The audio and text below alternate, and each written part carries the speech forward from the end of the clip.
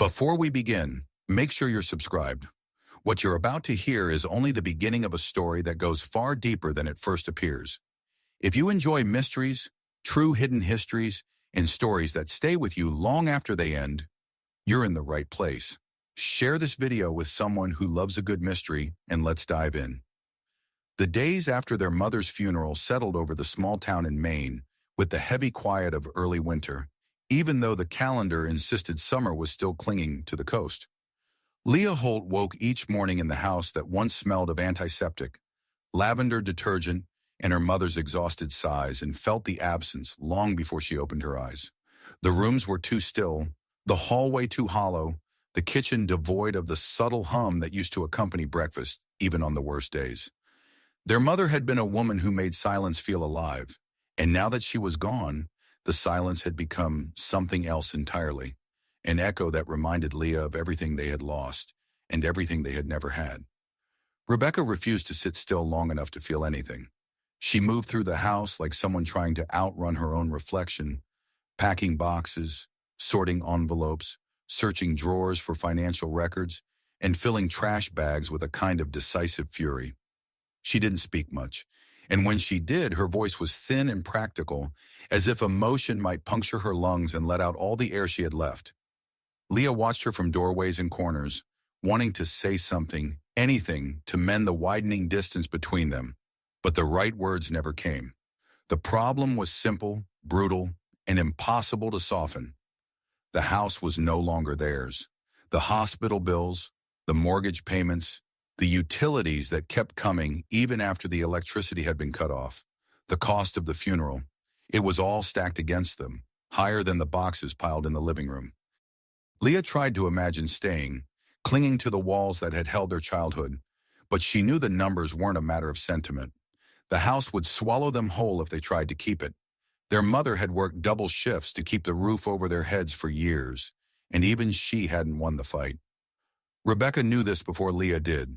She had always been the one to confront reality first, to name it, even when it hurt. But naming this particular truth seemed to carve something sharp into her expression. She looked at the kitchen the way some people looked at photographs of lost friends too briefly, with the hope that not looking too closely might prevent the grief from fully forming.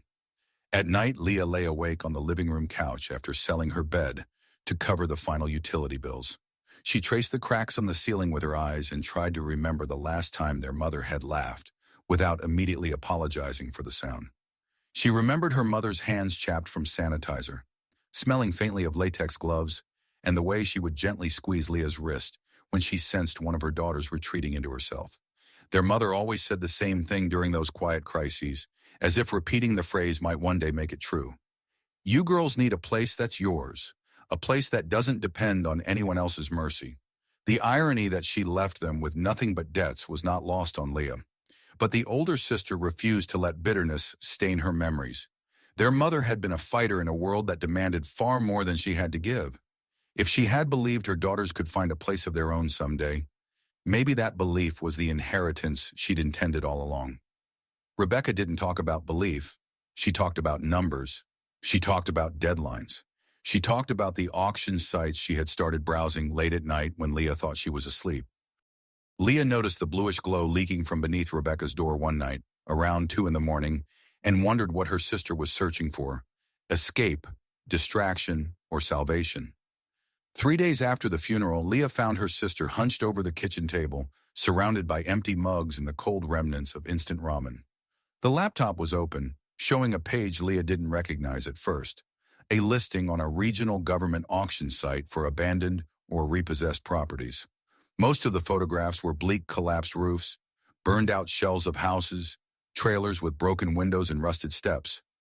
But one listing drew the eye in spite of itself, as though it didn't belong among the others. It was a sprawling old property in Rhode Island, perched somewhere near a cliff overlooking the Atlantic. The photos were grainy, taken at odd angles, almost as if the photographer hadn't wanted to step too close. Yet even through the distortion, Leah could see the symmetry of the architecture, the height of the windows, the hint of stonework beneath decades of neglect. The listing described the place as a late 19th century coastal estate with significant mid-20th century modifications. The price was shockingly low enough that Leah wondered if it were a typo. A single line near the bottom made her heart tighten. Previously linked to a former U.S. political figure in the early 1970s. Property has been uninhabited for several decades. Rebecca watched Leah read the description, her expression unreadable. She did not offer explanations. She did not need to. Leah understood before her sister spoke that something had shifted. The house in Maine was gone. The future in Maine was gone. But something was flickering on the laptop screen, something wild and impossible, a spark in the dense fog of grief. For an entire day, Leah tried to urge caution. They didn't know the property, didn't know the history, didn't know why it had been abandoned, didn't know why the price was barely more than a used car. But Rebecca countered that they didn't know anything about their future either, except that staying where they were meant drowning slowly. Taking a chance on a derelict Rhode Island estate was reckless, but it was also something they hadn't felt in weeks. Movement. 2 mornings later, they loaded the last of their belongings into Rebecca's aging SUV.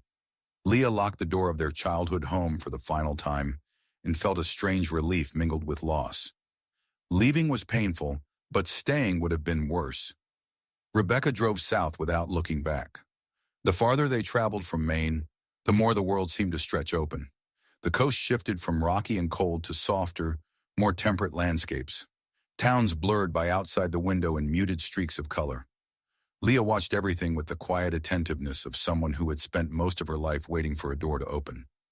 Now it seemed one had, but she wasn't sure where it led. Rebecca gripped the steering wheel tightly, her knuckles pale. She was not the type to express anticipation openly, but the rigid tension in her shoulders revealed more than she intended. She had a plan forming. Leah could sense it, but whether it was grounded in practicality or desperation, she couldn't yet tell. By early afternoon, they turned off the main highway and into a smaller coastal town that seemed untouched by time. The streets were narrow, lined with wooden houses painted in quiet colors, their porches adorned with wind chimes and ferns. The sea breeze carried the briny scent of the Atlantic, mingling with the smell of warm cedar and distant wood smoke. The road to the estate grew rougher, flanked by overgrown hedges and pine trees leaning forward as though trying to listen. The pavement turned to gravel, then dirt. The house did not appear all at once. It emerged gradually from behind a bend in the road, first the roof line, then the skeletal outlines of its windows. When they reached the clearing in front of it, both sisters stepped out of the car without speaking. It was larger than Leah had imagined, an old stone and wood structure with wraparound porches, tall chimneys, and long-forgotten grandeur. Years of harsh weather had left their mark. The paint peeled in long curls, the wooden shutters sagged half-detached, and the once white columns bore veins of gray and brown. Yet beneath the decay there was a sense of stubborn endurance, as if the house had refused to crumble out of sheer will. Leah approached the front steps, noting the deep grooves in the wood, the faint indentation where feet had once climbed in more hopeful times. The air felt different here, colder, not from temperature, but from something else, something akin to memory. She shivered, unsure if it was from the wind or the uncanny sensation that the house recognized them. Inside, the air was stale and thick with dust. The entryway opened into a wide hall with a sweeping staircase that curved upward into darkness. The wallpaper had peeled away in long strips, exposing layers of older patterns beneath floral motifs, stripes, remnants of eras long past. In the living room, the once grand fireplace stood like an altar to forgotten gatherings. Leah imagined voices echoing through these rooms decades earlier, laughter bouncing off the high ceilings. What caught her attention more than anything was the sense that everything had been abandoned abruptly. A yellowed newspaper sat on a side table, the date from almost half a century ago. A glass bottle near the fireplace had a thin film of dust, but was still upright, as if left behind in haste. The house felt frozen in time, preserved not by care, but by neglect so complete it became its own form of protection. Rebecca wandered through the rooms with a different expression, calculating, evaluating, envisioning. Leah recognized the look from past moments in their life, moments when Rebecca took the reins because someone had to, and she was unwilling to wait for the world's permission. But this time, the stakes were higher. She walked through the ruined rooms like someone assessing a battlefield after the smoke had cleared. They found the attic by accident. The door was hidden behind a warped bookcase that had been shoved aside long ago. The narrow staircase groaned under their weight as they climbed. The air grew colder the higher they went. The attic was dimly lit by a single grimy window, and for a moment Leah thought it held nothing but trunks and broken furniture. Then she noticed a cardboard box near the far wall, unusually intact compared to the surrounding debris. Something about the way it sat, precise, deliberate, made her pause. Inside the box were photographs, film canisters, envelopes with notes written in a hurried hand. One photograph showed a woman in her early 40s, wearing a long coat, a notebook tucked under her arm. She stood near what looked like the very estate they were standing in now. Leah flipped it over and felt her breath catch at the faint handwriting. The journalist's name, one that had appeared in local archives as a missing person from 1971, engulfed by mystery and speculation. The discovery unsettled her. It wasn't merely an old box of forgotten belongings. It was a fragment of a life cut short, left in a house that seemed determined to guard it. Rebecca dismissed the unease with a wave of her hand, but Leah couldn't shake it. As they descended into the darkening evening, she felt the house watching them, holding its breath. They decided to stay the night. There was nowhere else to go, and the idea of returning to Maine felt like retreating into a prison. They spread sleeping bags on the living room floor, using flashlights to illuminate the space when the last light disappeared behind the trees. The wind rattled the windows rhythmically, but beneath it Leah heard something else. Soft, intermittent, like static leaking from old speakers. At first she assumed it was the creaking of beams adjusting to the temperature, but as she lay there listening, she realized the sound carried a faint rhythm, almost like a voice trapped just beyond comprehension. Rebecca turned over and muttered something dismissive, already half asleep. But Leah remained awake long after midnight, staring into the darkness, feeling the weight of the house pressing around her. Every gust of wind made the shutters groan. Every shifting shadow seemed to lean closer. She wasn't afraid exactly, more like deeply aware that the place was not empty. It held something, or someone, or the memory of them. When morning came, the light seeping through the salt-stained windows made the dust float like golden snowflakes. Leah stepped outside onto the porch, inhaling the sharp scent of the ocean. The estate, under the gray sky, looked almost peaceful.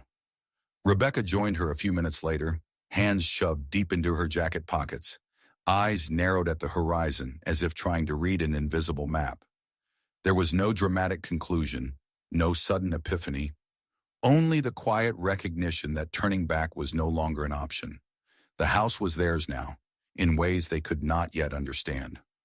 Rebecca looked at the property as an answer. Leah felt it as a question.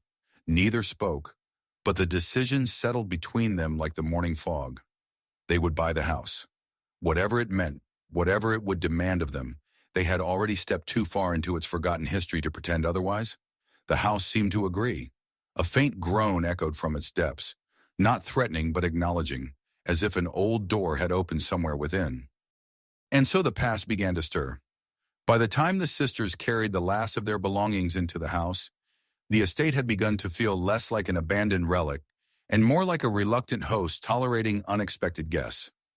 The first days passed in a muted rhythm, mornings thick with fatigue, afternoons spent clearing debris and cataloging what little they had brought. Evenings filled with the quiet exhaustion of two people trying to make order out of a place built on dust and memory. The house was not welcoming, but neither was it overtly hostile. It simply stood, weather-beaten and silent, watching them move through its rooms like figures in someone else's long-forgotten story. Leah quickly found herself gravitating toward one of the upstairs bedrooms, the one with the least water damage and a window overlooking the distant stretch of ocean. She set up a temporary workspace there, placing the box of photographs, film canisters, and papers in the center of the floor, as though the objects themselves needed room to breathe. Rebecca, meanwhile, spent most of her time dealing with the more practical concerns, checking the plumbing, making lists of repairs, contacting local contractors, and mentally calculating the cost of turning the house into something profitable. The division of labor was unspoken but natural. Leah had always been the one who sought meaning in details, patterns in scattered pieces of information. Rebecca had always been the one who saw what could be done with a thing, what it could be turned into. Neither of them questioned this dynamic, perhaps because it was the closest thing to stability they had left. As Leah sorted through the materials found in the attic, she began noticing the careful intensity of the handwriting on the envelopes and the margins of the papers. The journalist's notes were not casual observations, but deliberate fragments of a larger structure. A map drawn in ink that had faded but never fully disappeared. Some of the canisters were labeled with dates, others with cryptic shorthand like Rye Meeting 2 or COP Ref. One manila envelope contained a list of names, some of which Leah recognized from decades-old political scandals she had studied in college, and others she had never heard before. She tried to organize everything chronologically, but the pieces resisted structure. They seemed to have been gathered hastily, as though the journalist had been interrupted mid-investigation and forced to store her work wherever she could. Leah imagined the woman sitting in this very house 50 years earlier, scribbling at a desk, listening for footsteps in the hall, her pulse quickening at every creak. It made the air feel heavier, as if the journalist had left not just her notes but her worry behind, tucked into the corners of the room. Rebecca noticed Leah's growing fixation and watched it with an uneasy mixture of concern and frustration. To her, the house represented survival. The estate offered the possibility of financial stability, a fresh start, and a chance to build something meaningful out of the wreckage of their old lives. But Leah seemed increasingly drawn to the estate's past, to the invisible presence of the woman whose belongings they had stumbled upon. The more Leah uncovered, the deeper she sank into a history that Rebecca feared might consume her. The tension simmered silently between them, revealed in the smallest actions. Leah forgot to eat lunch because she was poring over handwritten notes. Rebecca snapped at a contractor and blamed her irritation on the weak cell reception. Leah stayed up late studying old photographs while Rebecca lay awake, listening to the strange, intermittent hum the walls made during the night. It was easy to dismiss the sounds as the natural groans of an aging structure, but sometimes they seemed too deliberate, too rhythmic, like the low oscillation of a distant radio, transmitting through layers of dust and time. On the third day in the house, Rebecca finally convinced Leah to help her explore the basement. The air beneath the floorboards felt damp and metallic, carrying the faint scent of rust and old earth. They descended the rickety wooden steps and found themselves in a large, dim chamber, supported by thick beams that had grown soft with age. Crates lay scattered across the concrete floor, some filled with warped books, others with rotted cloth. The far end of the basement was cast in near total darkness, the single hanging bulb unable to illuminate the full length of the room. Two local laborers arrived later that morning to begin clearing debris and assessing structural issues. Both were quiet men, their faces lined with years of hard outdoor work. They moved through the space carefully, as though aware of the house's peculiar stillness. One of them muttered something in Portuguese when he noticed that a section of the wall looked newer than the rest of the foundation. Rebecca approached, demanding an explanation with the blunt impatience that often surfaced when she was anxious. The man pointed at the wall, tapping it with a knuckle. The sound was hollow, wrongly hollow for a stone foundation. Leah stepped closer, and for the first time since entering the basement, she felt a sharp prickle run along her spine. The hollow sound was unmistakable, as though a hidden space or false panel lay behind the plaster. Rebecca, ignoring the worker's hesitation, retrieved a metal crowbar from a pile of tools. The younger laborer murmured a warning in accented English, saying something about old houses and sealed spaces. But Rebecca didn't stop. She wedged the crowbar into the seam where the newer boards met the older stone and applied pressure. The wood gave way easily, too easily, splintering outward and releasing a cloud of ancient dust that smelled of paper, mildew, and something else, faintly acidic. Behind the panel was a narrow opening, just wide enough for a person to enter. The hidden space beyond was small, no larger than a large closet, but it had been carefully constructed. The walls were lined with wood instead of stone, and the air felt unusually cold, as though preserved from the moment it had been sealed decades ago. Leah stepped inside, her heart thudding with a mixture of dread and anticipation. In the corner stood a metal chair with rusted legs, positioned as though someone had sat there many times. A small wooden shelf held cardboard boxes, a stack of papers, and an old reel-to-reel tape recorder layered in grime. The machine looked like it hadn't been touched in half a century, yet its presence felt recent, vivid. Leah imagined the journalist sitting exactly where she stood, the soft click of the recorder marking each revelation she uncovered. The boxes on the shelf were meticulously labeled in the journalist's handwriting. Some bore dates from the early and mid-1970s. Others had titles like Meeting Number 3 or Private Do Not Log. Leah lifted a box and felt its unexpected weight, the heaviness of magnetic tape, the weight of unspoken truths. Rebecca stood in the doorway, drawn in despite herself. For the first time since arriving at the estate, Leah saw fear on her sister's face. Real fear, not frustration or exhaustion. Rebecca understood what they had found. This room was not a coincidence. The journalist hadn't simply stored her materials here, she had hidden them. The sisters returned to the main floor with an armful of tapes and papers, leaving the workers to finish their task in uneasy silence. Leah set everything on the dining table, her hands trembling slightly as she examined the aged spools of tape. She didn't dare try to play them yet, not until she understood how fragile the material was, but she could feel the gravity of them pulsing in the air. Over the next hours, Leah pieced together what she could. The journalist had been investigating a covert political operation involving several high-ranking figures in the administration of a well-known public official from the early 1970s. Some of the names in the notes carried historical significance, but many were enigmatic, belonging to individuals who had carefully shielded themselves from public attention. The journalist's investigation had been nearing completion when she vanished, leaving no trace except for scattered references in old newspapers and a brief mention in a local police report. The more Leah learned, the more the house seemed to react. She wasn't sure when she first noticed it, but at some point she realized the curious hum in the walls seemed louder whenever she handled the journalist's notes. The sound wasn't constant. It rose and fell in uneven intervals, sometimes pulsing gently like a heartbeat. She held her breath, listening, and the sound shifted, as if responding to her presence. She tried to dismiss the thought, but couldn't. The house felt alive. Not alive in the way people meant when they joked about haunted mansions, but in a deeper way, aware, attentive, holding on to memories with a stubbornness that matched its crumbling walls. Sometimes Leah thought she felt the house watching her, not maliciously, but insistently, urging her to continue unraveling the mystery that had been trapped inside it for decades. Rebecca, noticing Leah's fascination, confronted her late one evening.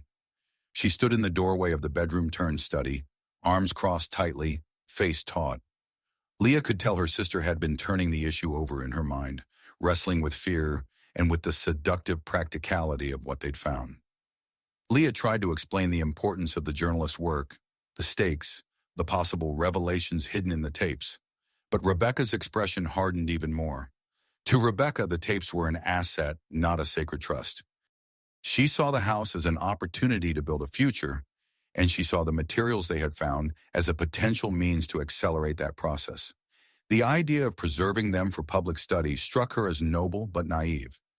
After a lifetime of financial strain, she believed that nothing, not truth, not history, not morality, could outweigh the immediate necessity of survival. The disagreement did not explode into an argument. It settled into something more dangerous, an unspoken fracture widening between them. Leah spent the next day analyzing the tapes and notes. Rebecca spent it making calls to contractors and exploring the potential value of historical artifacts. They avoided each other's eyes, each convinced she was doing what was right, each unwilling to admit how deeply the house had begun shaping their choices. The house grew colder as night fell, the temperature dropping sharply despite the lingering warmth outside. Leah wrapped herself in a blanket and sat on the floor surrounded by photographs, making notes in a spiral-bound notebook. The hum returned, vibrating faintly through the walls, and she leaned closer, trying to distinguish the underlying pattern. For a moment she thought she heard something. 2 syllables. No more. Like a whisper struggling through static. She sat perfectly still, her heart racing. But the sound disappeared. swallowed by the shifting beams overhead. Rebecca, meanwhile, lay awake downstairs, unable to sleep, her mind grappled by possibilities that had begun to feel like threats. The house had started to press in on her, its shadows too deep, its quiet too sharp. She felt watched, but she could not tell whether the gaze came from the house or from the weight of the tapes now hidden upstairs. Morning arrived slowly, the light dim as though reluctant to enter the house. Leah stepped into the kitchen to make coffee and found Rebecca sitting at the table, staring at a piece of paper. It took a moment for Leah to recognize that it wasn't paper at all. It was an envelope. Someone had left it on the porch. There was no return address, no name, just their last name printed in neat black ink. Inside was a single sentence printed on a sheet of standard white paper. Be careful what you uncover. Some things were buried for a reason. The message unsettled both sisters, though neither admitted the depth of their fear aloud. Leah felt the handwritten notes in her pocket like a heartbeat. Rebecca felt the walls closing in, and the house, silent as always, seemed to listen. That evening, Leah returned to the secret room, wanting to feel the presence of the journalist's final workspace once more. Dust motes drifted in the stale air like suspended particles of memory. She ran her fingers along the wooden panel and discovered faint pencil marks she hadn't noticed before. Dates, numbers, and 3 words written larger than the rest, nearly erased by time. If found, tell. Leah stood there a long time, the meaning sinking into her bones.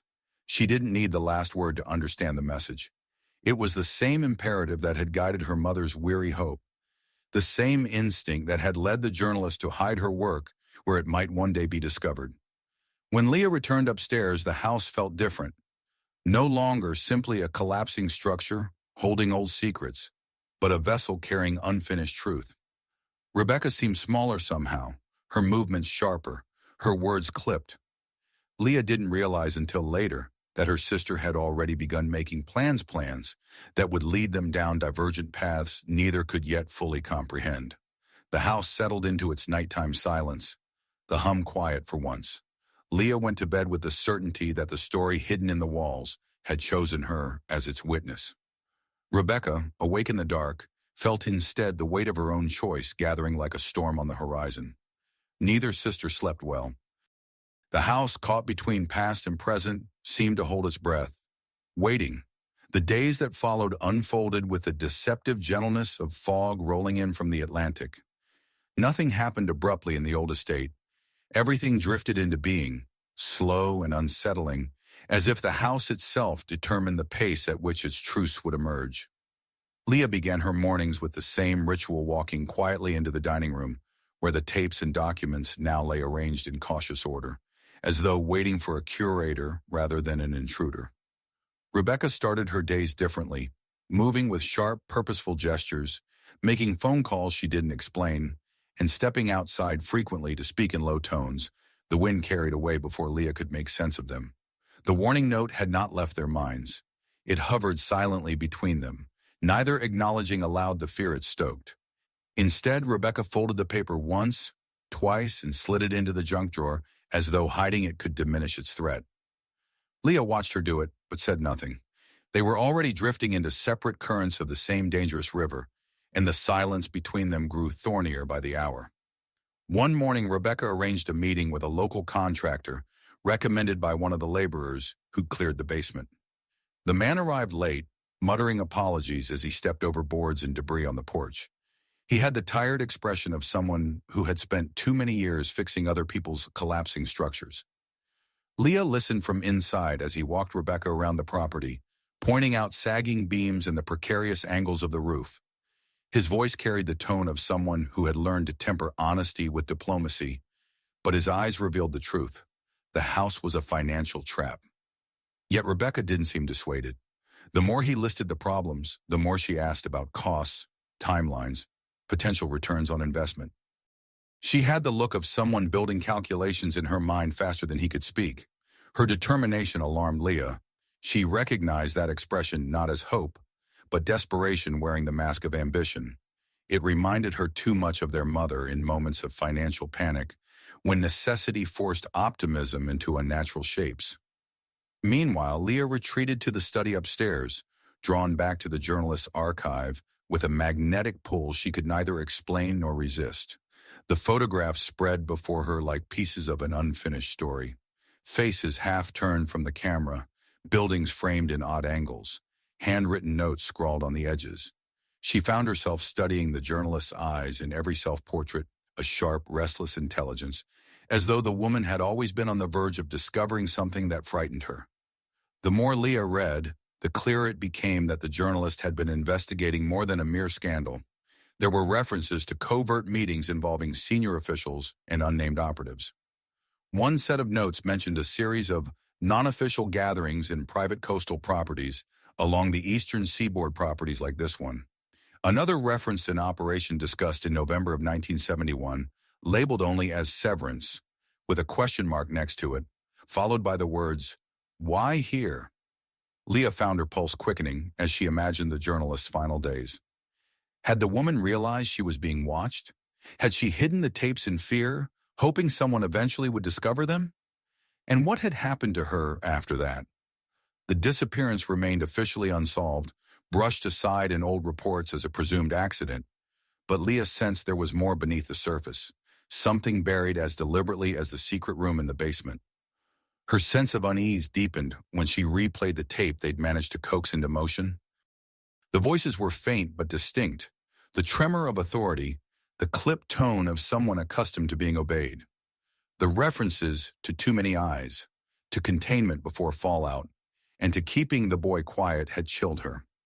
The journalist had not merely stumbled into a story, she had stepped into the path of something large, dangerous, and meticulously hidden. Rebecca returned from her meeting looking drained but resolute. Leah offered her tea, but Rebecca waved it off, already pulling out a notepad covered in costs and estimates. The numbers looked impossible, but Rebecca's eyes gleamed with the stubborn belief that she could bend reality if she pushed hard enough. She spoke about renovation, about turning the estate into a historical property or a boutique retreat. Leah listened, distracted, feeling the gap widening further. Later that afternoon, the contractors returned to reinforce the beam supporting the second floor.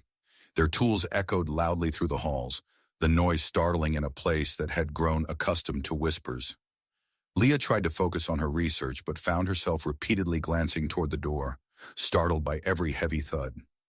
At one point, one of the workers came upstairs and paused at the doorway to the study. His eyes drifted to the papers strewn across the floor, and Leah saw recognition flash across his face. Of fear, not knowledge. He muttered something she couldn't understand and backed away quickly, refusing to meet her gaze. By dusk, the contractors finished for the day and left without their usual polite nods. Rebecca watched them go with a frown, then retreated inside. As night settled over the estate, the air grew colder again, carrying a dampness that crept into their bones. The house groaned with small movements, like a restless sleeper adjusting beneath a burden it could no longer bear. Leah couldn't sleep. The hum returned, stronger now, pulsing in irregular intervals through the walls. She sat upright, listening carefully, trying to decipher whether the sound had intention behind it.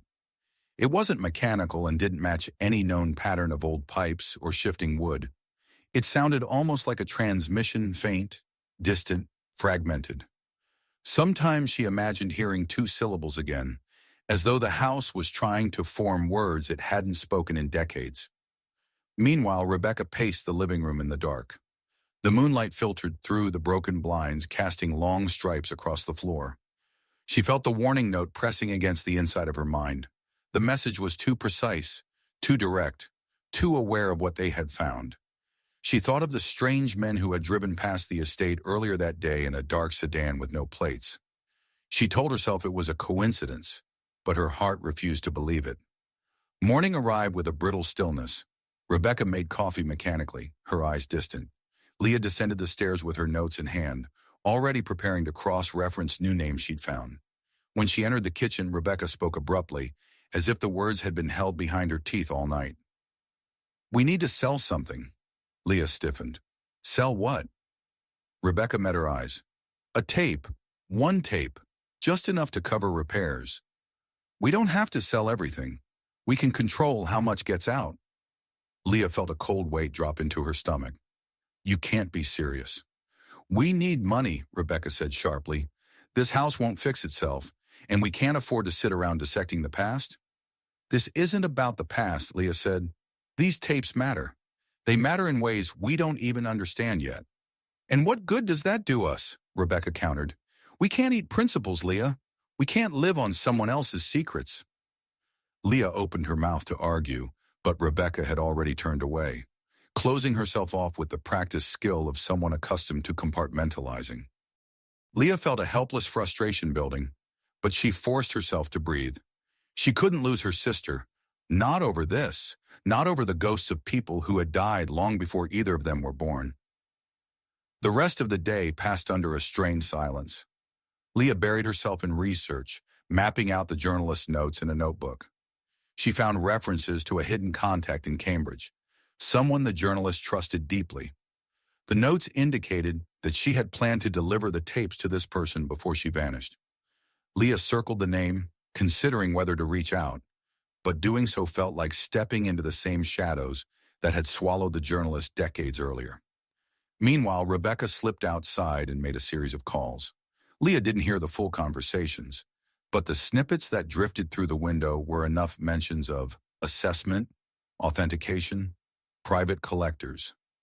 Leah felt her chest tighten, but she stayed in the study, unable to intervene without igniting a conflict neither of them were prepared to handle. That evening, as the sisters sat in the dim living room, another knock came at the door. Leah froze. Rebecca slowly approached and peered through the etched glass pane. Two men stood outside, their posture upright, their expressions unreadable. They wore coats too formal for the weather and carried no clipboards or contractor equipment. Leah felt a chill travel up her spine. Rebecca opened the door only a crack. The men spoke calmly, politely, identifying themselves as representatives of a foundation interested in preserving sensitive political materials. Their voices were smooth, rehearsed. They asked whether the sisters had found anything of historical value on the property.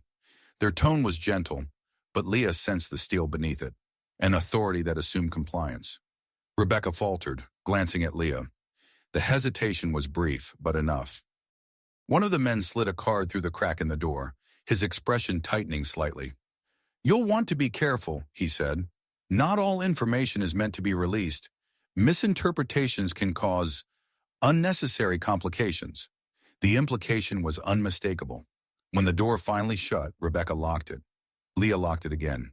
They stood in silence for a long time, each too shaken to speak.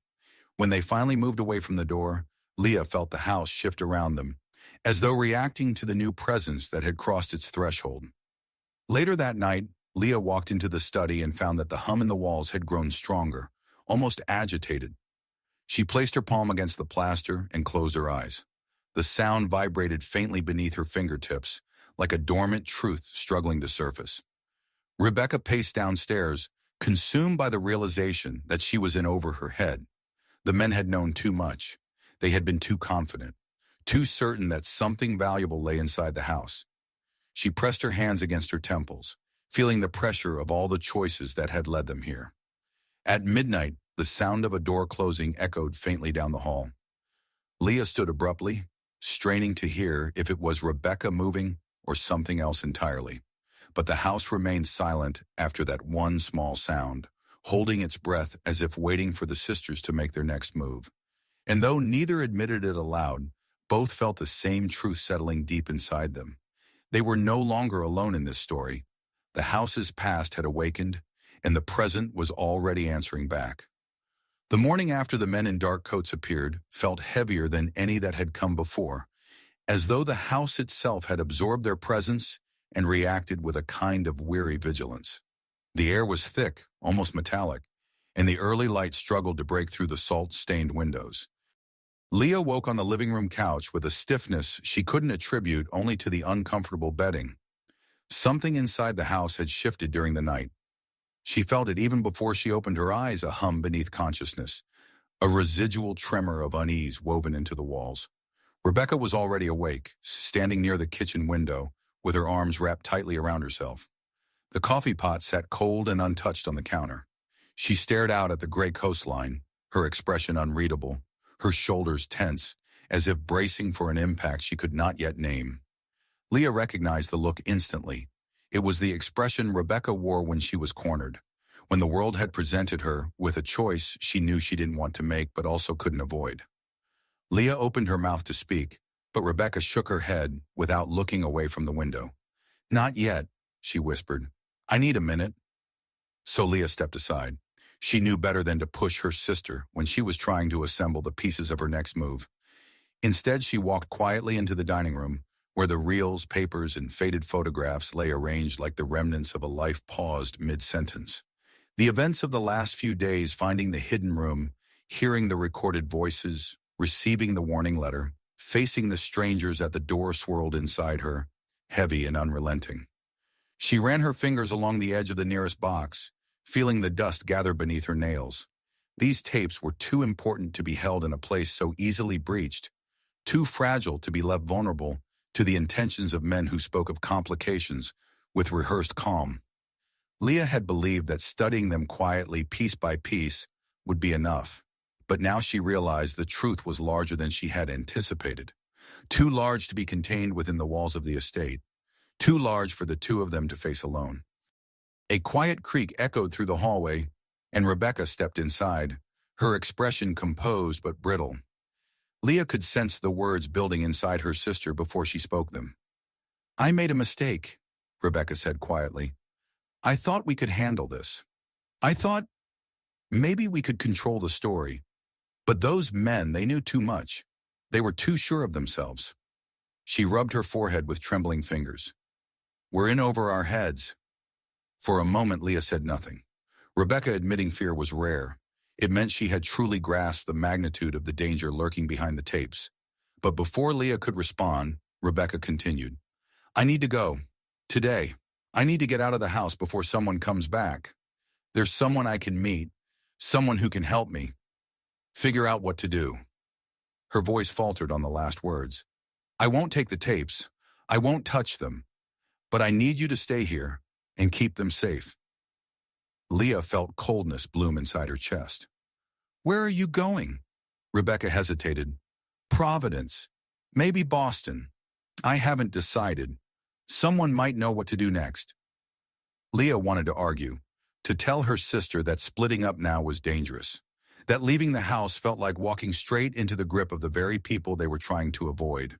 But she also saw something else in Rebecca's eyes, a determination born not of greed now, but fear, a desperate attempt to regain control of a narrative that had begun slipping from her hands. Rebecca had not slept. Her hair was unkempt, her face drawn and pale. She needed distance, not from Leah, but from the pressure building inside the estate. "Please trust me," Rebecca whispered.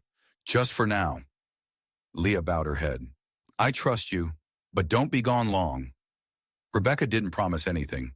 She hugged her sister briefly, and embraced tighter and more earnest than Leah had expected, then gathered her coat and keys. The house seemed to lean into the silence as the front door latched shut behind her. Leah stood at the window, watching the SUV roll down the gravel road until it vanished behind the curve of wind-bent pines. When the engine noise faded entirely, Leah felt the house exhale. It wasn't relief, more like acknowledgement. She was alone now, with only the shifting pulse of the past to keep her company. Hours passed in a haze of uneasy solitude. The wind battered the loose shutters, and the pipes groaned with every subtle change in pressure. Leah tried to occupy her mind by reviewing the journalist's notes again, tracing her final movements through names and dates, trying to understand what had driven her into secrecy. More importantly, what had cornered her. Several entries referenced meetings with an unnamed source, a whistleblower who feared retaliation. The notes used initials that didn't appear elsewhere. Leah circled them, her pulse quickening. How deep did this go? And why had the journalist ended up hiding her entire archive inside a sealed room rather than delivering it to the contacts she trusted? A sudden knock jolted Leah from her thoughts. It was faint, distant, almost hesitant. She froze. No car had pulled into the driveway. No footsteps had crunched on the gravel. The knock came again, deliberate, rhythmic. But it wasn't at the door. Leah stood slowly, listening. The sound had come from deeper inside the house, perhaps from the hall, perhaps from the hollow space in the dining room wall. Another knock. 3 soft raps, evenly spaced. She forced herself to breathe. Old houses made sounds. Old beams sagged. Mice and birds found hiding places. But this sounded too precise, like a signal. Gathering her courage, Leah stepped into the hallway. The house held its breath around her. She moved toward the source of the noise, the hum in the walls faintly increasing with every step. When she reached the study door, the knock repeated. 3 raps, this time slower. Her heart pounded. She pushed the door open. Nothing. The room was empty except for papers strewn across the desk and the dim light filtering through the dusty window. But the hum was louder now, almost anxious. Leah reached out, placing her hand against the wall where she heard the sound. It vibrated beneath her palm, once, then ceased. She stood motionless, trying to steady her breath. Whatever the house was trying to tell her, it wasn't ready to speak plainly. The rest of the afternoon slipped into tense quiet. Leah kept her phone close, waiting for Rebecca to call or text, but the screen remained blank. As the sun dipped behind the coastal cliffs, bathing the rooms in amber light, an unease settled into Leah's bones. She made herself tea she didn't drink. She double-checked the locks. She listened for footsteps that didn't come. Night arrived abruptly. The wind picked up, shrieking across the siding, and the house moaned as the temperature dropped. Leah curled under a blanket in the living room, surrounded by papers, notes, and old photographs. She tried to read, but her eyes darted toward every shadow that stretched across the floor. Near midnight, headlights skimmed briefly across the window. Leah jumped to her feet, her heart thudding. Seconds later, the lights vanished into darkness. No engine, no doors, no voices. Just a fleeting beam of light swallowed by the trees. She wasn't imagining it. Someone had driven past slowly enough to inspect the property. Her phone remained silent. Unable to sleep, she returned to the basement, drawn by the feeling that the answers she sought were buried where the journalist had left them. She descended the stairs with a flashlight, its beam slicing through the thick darkness. The secret room gaped like an open wound, colder than the rest of the house. Leah stepped inside, trailing her light across the walls until it reached the faint pencil marks again. The message read clearer now than before, as though the shadows had shifted. 3 words carved gently into the plaster. If found, tell. She whispered the missing word aloud. Truth. Her voice echoed faintly in the cramped space. Then her phone buzzed. She nearly dropped the flashlight, fumbling for the device. The message was from an unknown number. Come outside. Her blood turned to ice. A second message followed. I have information about your sister. Leah stared at the screen, her pulse thrumming. She hesitated only long enough to grab a jacket before hurrying upstairs. She opened the front door with trembling hands. The cold wind rushed in, stinging her face. A figure stood at the edge of the porch, barely illuminated by the moonlight. Not one of the men from before this person was smaller, wearing a hooded jacket, their posture tense but not threatening. You're Leah? The figure asked quietly. The voice belonged to a woman. Yes, Leah said cautiously. Where's my sister? What happened? The woman pulled her hood back slightly, revealing tired but alert eyes. Your sister's fine. She asked me to find you. She can't come back to the house right now. It's not safe. Leah felt a rush of relief and dread. What do you mean it's not safe? The woman glanced toward the dark road. Those men? They're not from any foundation. They've been looking for the journalist's tape since the 70s. They think someone leaked information recently. They know you found something. Leah swallowed. Who are you? Someone who's been trying to finish the work your journalist started, the woman said, and someone your sister trusted enough to call. She hesitated. But you need to know something else. Your sister isn't the only one who reached out. Someone else has been tracking your discovery. Someone dangerous. Leah felt the cold wind slip beneath her collar, chilling her to the core. What do we do? She whispered. You leave, the woman said. Tonight, both of you. Take the tapes and go somewhere they can't find you. I can't leave without Rebecca. The woman hesitated. Your sister is coming back, but she's being followed. Leah's heart pounded. Followed? By who? The woman took a breath, stepping closer. And before she could answer, Leah heard it, the low rumble of an engine turning onto the gravel road, growing louder with every passing second. The woman stepped back sharply. Get inside now. Lock the doors. Don't open them for anyone. Wait. Get inside. Leah obeyed. She slammed the door shut and locked it. The old woods shuddered under the force. She backed away from the entryway as headlights washed over the porch. She peered through the narrow slit between the curtain and the window frame. A dark sedan rolled to a stop in front of the house. 2 men stepped out, the same men from before. Leah's breath froze. The men approached slowly, calmly, as though they already knew they would be let in. But Leah didn't move. Instead, she stepped back into the depths of the house, into the protective embrace of its shadows. The hum in the walls rose once more, steady, rhythmic, almost guiding. Somewhere in the distance, another engine roared. Rebecca was coming, and the past, no longer dormant, had fully awakened. If you enjoyed this video, make sure to subscribe and hit the bell so you don't miss the next chapters. Check out the other videos on the channel and feel free to share this one with friends. It really helps a lot.